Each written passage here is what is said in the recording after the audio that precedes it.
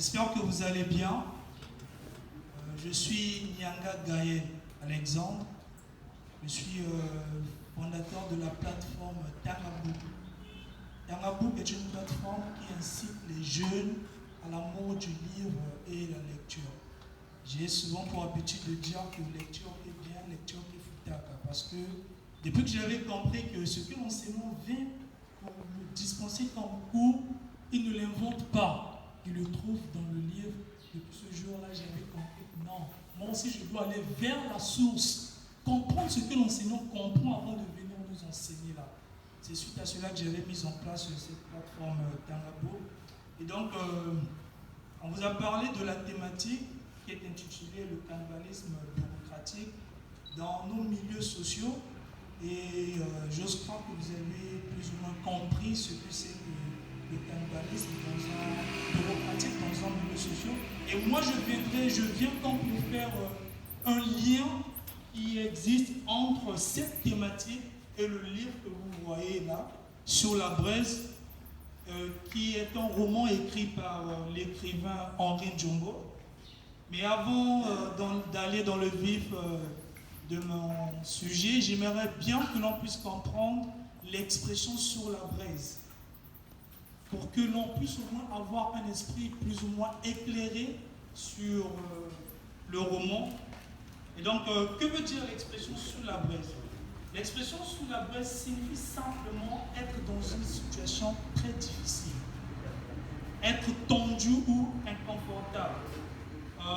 Cela peut se manifester sous des pressions ou des choses qui sont très délicates. Je peux prendre un exemple. Je suis au travail, je peux dire que je suis sous la braise avec mon travail.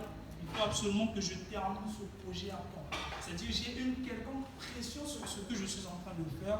Pour les élèves, pour nous comme élèves, nous dirons que le prof m'a confié un devoir à faire à la maison, mais je n'ai pas fini de faire mon devoir, il faudrait que je le rende demain, je n'ai encore rien fait.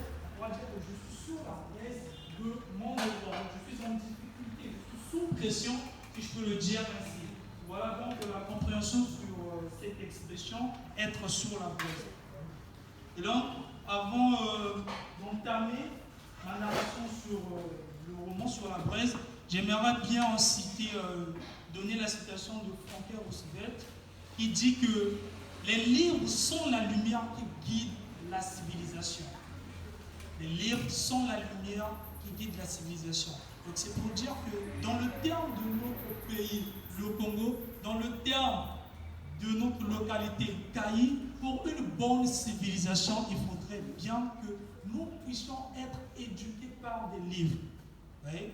Et Henri Djongo est un écrivain congolais, et dans son roman Sur la braise, il raconte comment certaines entreprises, non seulement en Afrique, mais peut-être dans le monde entier, sont mal gérées. Mal gérées pourquoi? Parce que dans un système, c'est l'État qui contrôle tout. Mais il y a beaucoup de corruption. Nous n'allons pas certainement pointer du doigt, mais le livre nous permet de décrire les maux qui minent notre société. Et les dirigeants utilisent l'argent de l'entreprise comme si cet argent-là leur appartenait. Vous savez tous, dans le cadre de notre pays, il faudrait ramener le contexte actuel. On sait tous certainement ce qui s'est passé avec l'affaire Fidela, je ne vais pas parler de là. Et donc, au lieu d'embaucher des personnes compétentes, mettre les gens à la place qu'il faut, certaines autorités préfèrent donner du travail à leurs amis, à leur famille et même à leur maîtresse, si je peux abuser. Et parfois, ces gens-là ne font pas partie des personnes qui sont jugées être assez compétentes. Vous voyez? Et donc, pour une petite narration de ce qui est sur la braise, ici on parle d'un homme, d'un jeune homme qui s'appelle Joseph Niamo. Et Joseph Niamo travaillait dans une entreprise, il était directeur d'une entreprise de chaussures, c'est-à-dire la fabrication de chaussures, mais étant intègre dans ses principes, dans ses valeurs, il luttait contre la corruption.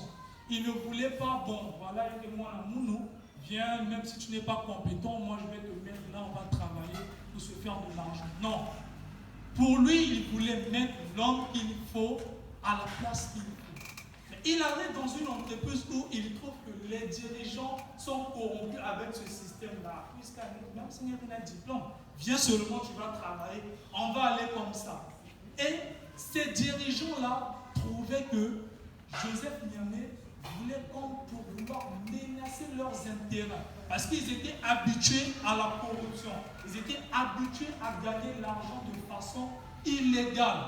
C'est-à-dire, il peut avoir un budget où il décaisse de l'argent, mais sans parfois pourtant rendre compte à l'entreprise que l'argent a été décaissé. Et plus tard, ils ont mené la guerre à Joseph Niamo. Et Joseph Niamo a été licencié, c'est-à-dire on l'avait chassé. Il dit, bon non, toi, par rapport à ton comportement, là, on pense que tu vas nous nuire. Tu ne rapportes rien. Et Joseph Niamo s'est dit, non, il a gardé ses valeurs. Il a gardé ses principes. Il ne s'est pas laissé faire parce qu'il était un homme intègre. Il n'était pas comme ce genre d'élève, si je peux le dire, bon, lire pour comprendre, tricher pour réussir. Non. Pour lui, il se disait, moi, c'est la lecture, je dois lire pour réussir. Et lorsqu'il a été licencié, mais vous savez, les actions parlent mieux que les paroles. Plus il a eu à mettre en œuvre des bonnes actions, et plus tard, Joseph Niamo a été reconnu par le président de la République, lui qui a été chassé dans son entreprise, mais plus tard, il devint ministre. Voyons un peu, ça c'est de façon ramassée sur l'histoire que nous raconte sur la presse. C'est vrai qu'il y a certains détails qui ont été manqués, mais là je vous donne un petit narratif de façon globale pour que l'on puisse comprendre réellement ce qui se passe dans nos sociétés. Et ce qu'il faut comprendre derrière cette histoire, c'est que quel que soit l'endroit où on peut se trouver, si on est intègre, si nous avons nos valeurs, gardons cette intégrité, gardons nos valeurs. N'arrivons pas dans un milieu où, bon voilà, comme on dit, il faut danser avec... quand tu arrives dans un milieu, tu vois que les autres sont en train de marcher avec un seul pied. Marche avec ce pied est bien. Parfois, c'est quand même assez bien, mais dans une circonstance ou une autre, ce n'est pas toujours évident, dans ce sens où nous sommes des élèves, je vais parler en termes des études. On arrive dans une salle de classe, tu vois ton prochain en train de tricher, tu te dis, bon, lui, étant donné qu'il triche, il aura une bonne note, moi aussi, je dois faire la même chose. Ça finira certainement par nous rattraper, parce que le plus grand investissement, ça se passe là, dans la tête. Et je souligne encore ce que Roosevelt dit, les livres sont la lumière qui guide la civilisation. Et pour en finir, je vous dirais que la lecture qui est bien, lecture qui est Tanga par les termes des élèves, il faut lire des livres, allons vers la source, ce que les enseignants nous enseignent, allons comprendre ça ensemble. Nous allons tous voir que la communication sera plus facile et plus entre nous les apprenants et nous les enseignants. Et les enseignants, excusez-moi. Je vous remercie. Merci à M. Yobo et M. Niata, même si mon frère je ne passe pas. Mais comprenez qu'ils ont préparé le travail ensemble.